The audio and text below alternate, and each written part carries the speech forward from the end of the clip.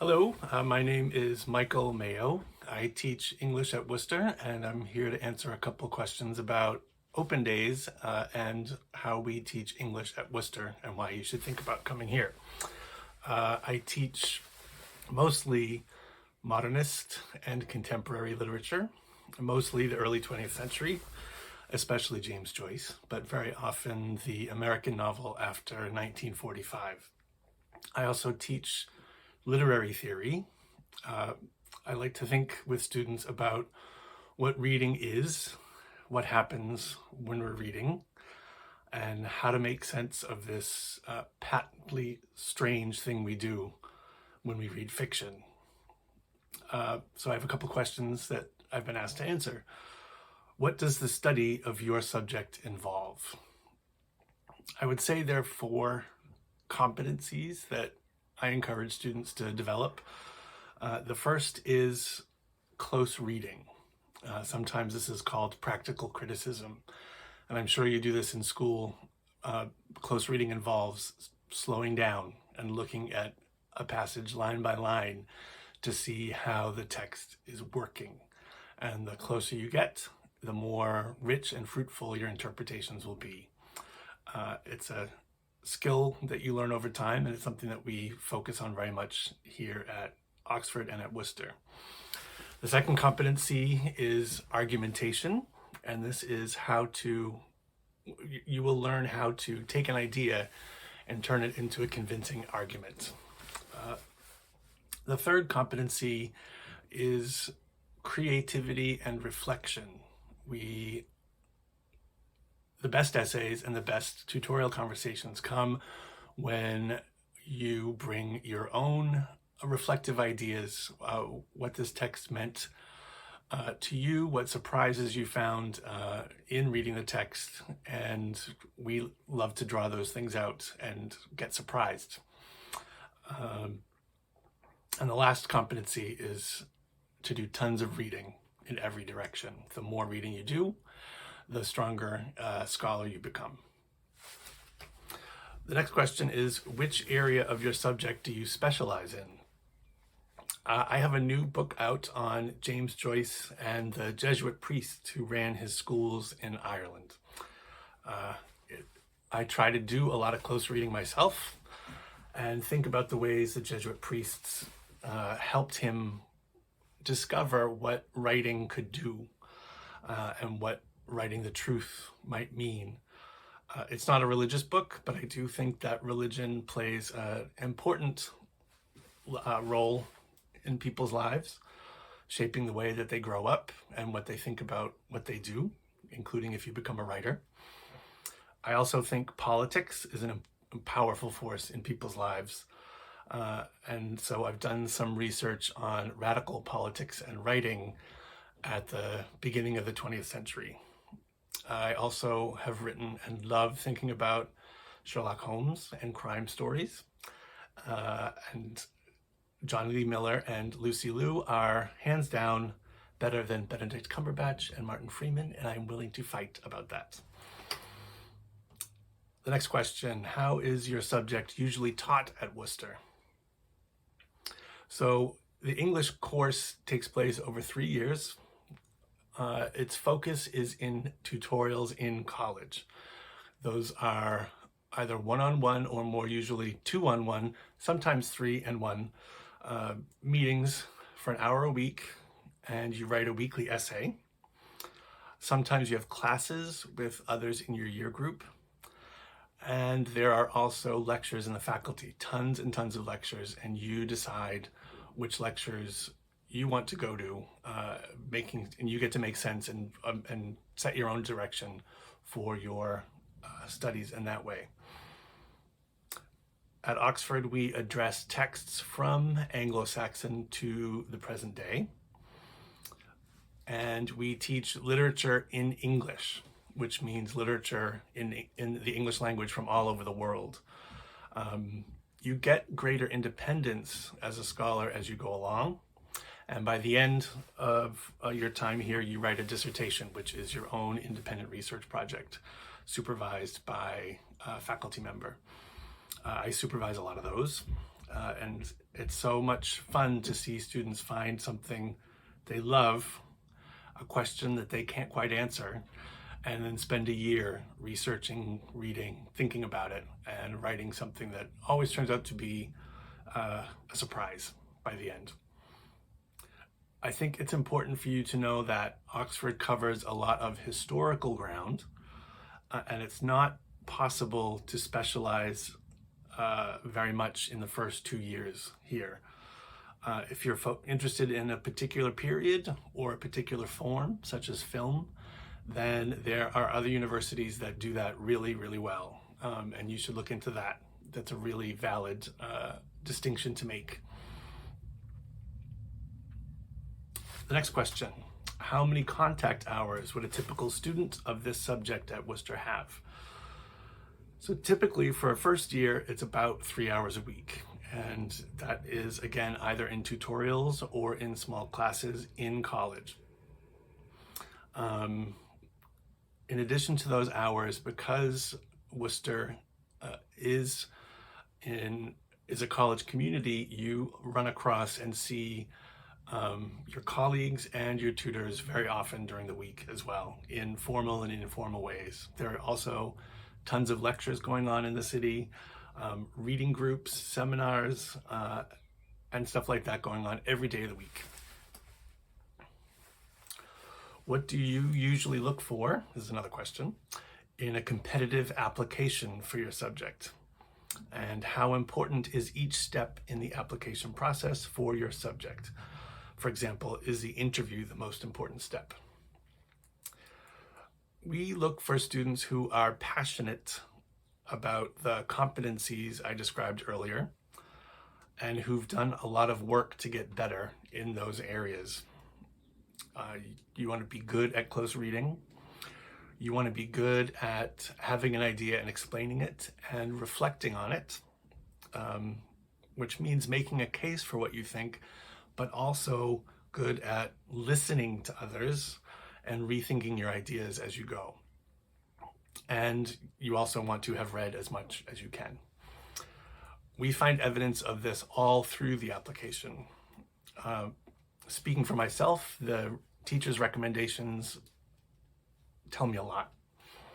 The interview is important too, but you should also know that we honestly understand how insanely stressful it can be. And we know that people have bad days. So it's not the end all and be all that people might be telling you that it is. The next question, are there any particular resources or activities you would suggest to prospective applicants who want to pursue their interest in your subject? You want to read widely and challenge yourself. There are 2 book series that come to mind for these purposes. The Edinburgh Guides, put out by Edinburgh University Press, are very good introductions to literary study, and they're aimed at first years at Edinburgh and anywhere else. And in my personal opinion, the books published by the publishing house W.W. Norton are spectacular. Yeah, if you look at their website, what is it, www.norton.com, then go to /catalog/college/English, you get a slate of their latest publications. They have essential anthologies with excellent guides within them. So there's the Norton Anthology of Poetry, the Norton Anthology of British Literature, of American Literature, of World Literature. And they also publish classic editions of books that are important for literary study.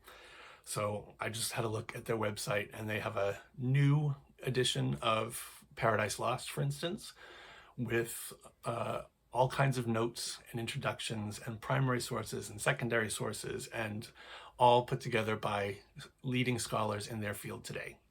So there's John Milton, Frederick Douglass, Nella Larson, Oscar Wilde, there's tons. If you started reading that slate, you'd be in very good shape. The more the better. And the final question, what is the most exciting thing about studying English at Oxford? honestly, for me, I've found this for myself when I came to Oxford, and I see it in my students all the time. Uh, the most exciting thing is finding other people who love reading and thinking about reading as much as you do. While everyone here is on the same course, everyone has different interests and ideas and takes on what they're reading, and they love to talk about it. For a lot of us, we were the only kids in our class who really loved reading, and this is a place where those people find each other and have a good time. Thanks very much for listening, and I hope you get in touch with Worcester, and I hope you really think about applying to study English here with us. Thanks. My name's Jenny Oliver, and I teach French at Worcester. I'm a specialist in early modern French, and in particular the 16th century.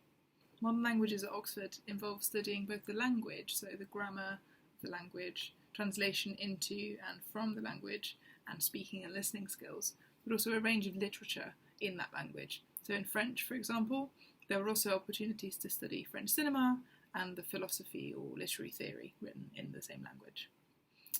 Usually in Worcester, you would have tutorials, so small group teaching of between 1 and 3 students with your tutor on literature, and seminars, so larger groups, and language classes, along with faculty lectures and classes. And in the later years of the course, you also would have tutorials with tutors at other colleges after the first year. Contact hours vary by language, but typically you'd have about 4 or 5 hours in total between language and literature in college, plus perhaps a couple of hours of lectures for French. You would then be studying French with another language or another subject. When we consider applications, we're looking for potential and aptitude in the study of languages and literature. And there are lots of different ways that you could show this. So for instance, we're looking for a detailed engagement with the literature that you're already studying at school perhaps, or your wider reading, and of course an interest in issues of language, such as translation. We're less concerned with how much you already know or how much you've read than with your motivation and your interest. So don't worry about cramming, as it were, for your application, but think in detail about what it is that interests you about these texts that you're reading. We consider all parts of the application, of course, including the UCAS statement, and we receive submitted written work to get a sense of you as a student and your interests. So the interview really gives us the opportunity to see how you engage in a tutorial-like setting. So we'll be analysing a text, asking you to respond to questions and prompts about that material, and then discussing broader issues about language and literature that come up from that conversation. My advice would be for applicants to read as widely as you can, follow up your interests, so perhaps read further works by an author you've studied at school, or watch films. And if your access to literature in the relevant language is limited, we're also interested to hear too about what you're reading in English, because the skills that you're applying to, for example, literature in French, will be very similar to what you might do critically with an English text. For me, the most exciting thing about studying French at Oxford is that you get the chance to read and think together with a range of experts in various specialisms, and you really develop your ability to think critically and creatively. So languages students develop a huge range of skills that they can apply to all kinds of matters beyond their degree.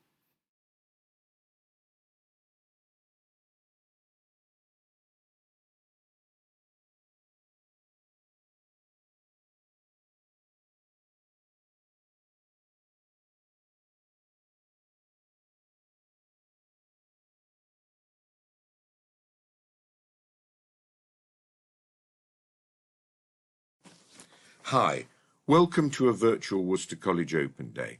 I'm Robert Saxton, the tutor in music. I'll try to cover as much of what I think you'll want to ask and know, but if you do want to find out more after this recording, please get in touch with the college and we'll try to advise further.